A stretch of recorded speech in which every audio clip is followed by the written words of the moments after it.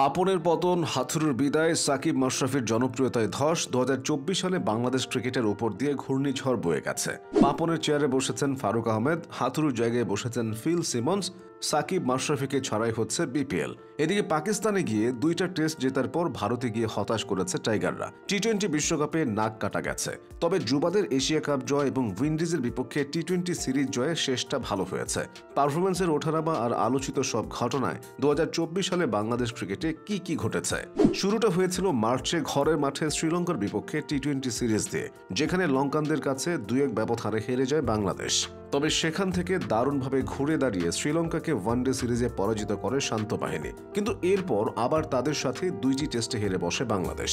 পরবর্তীতে মে মাসে 5 ম্যাচের টি-20 সিরিজ খেলতে বাংলাদেশ সফরে আসে জিম্বাবুয়ে। প্রথম 4টি ম্যাচে জয় পেলেও সিকান্দার রাজাদের কাছে শেষ ম্যাচে হেরে গিয়ে হতাশার জন্ম দেয় টাইগাররা। পুচকে দলের বিপক্ষে হারের ঘটনা অব্যাহত ছিল এরপরেও। প্রস্তুতি হিসেবে টি-20 বিশ্বকাপের ঠিক আগে যুক্তরাষ্ট্র সফর করে বাংলাদেশ।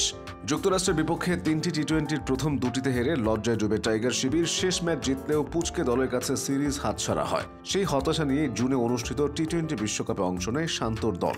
ওই টুর্নামেন্ট নিয়ে খুব বেশি প্রত্যাশা ছিল না দেশের ক্রিকেট ভক্তদের। তবে গ্রুপ পর্বে শ্রীলঙ্কা, নেদারল্যান্ডস এবং নেপালকে হারিয়ে সুপার 8-এ পৌঁছানোর প্রত্যাশা বেড়ে যায়। সেই আশায় ঘুরে বালি। সুপার 8-এর সবগুলো ম্যাচে হেরে বিশ্বকাপ থেকে ছিটকে যায় বাংলাদেশ।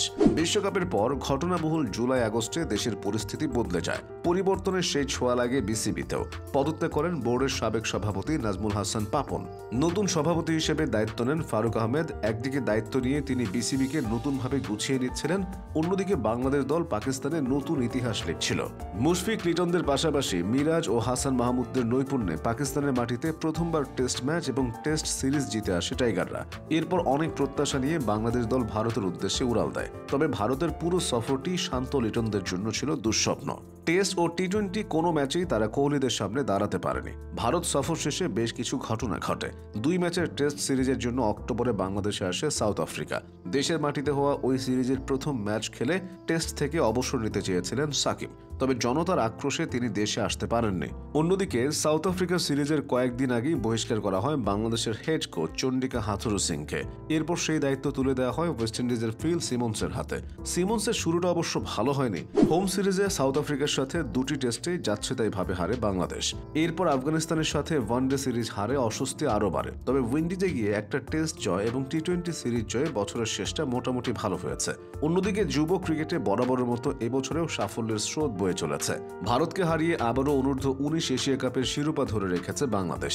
বাংলাদেশ যুব দলের বেশ কয়েকজন ক্রিকেটার জাতীয় পর্যায়েও নজর কেড়েছেন। তার মধ্যে অধিনায়ক আজিজুল হাকিম তামিম অন্যতম। বিপিএল এর জন্য ইতোমধ্যেই তাকে দলে ফিরিয়েছে রংপুর রাইডার্স। 2024 সালে প্রথমবার আয়োজিত গ্লোবাল সুপার লিগে এই রংপুরই চ্যাম্পিয়ন হয়ে ফিরে এসেছে। এবার তাদের চোখ বাংলাদেশ প্রিমিয়ার লিগে। বছরের শেষ দিকে বিপিএল উন্মাদনা সবকিছুকে ছাপিয়ে গেছে। তবে সাকিব ও মাশরাফি না থাকায় হতাশাও আছে। বোলিং অ্যাকশন নিষিদ্ধ হওয়া এবং দেশে ফিরতে না পারায় ক্রিকেটার সাকিবের ভবিষ্যৎ এখন অনিশ্চিত। অন্যদিকে দেশে থাকলেও কিছুটা কোণঠাসা মাশরাফি। সব মিলিয়ে 2024 সালটা বাংলাদেশ ক্রিকেটের ইতিহাস হয়ে থাকবে।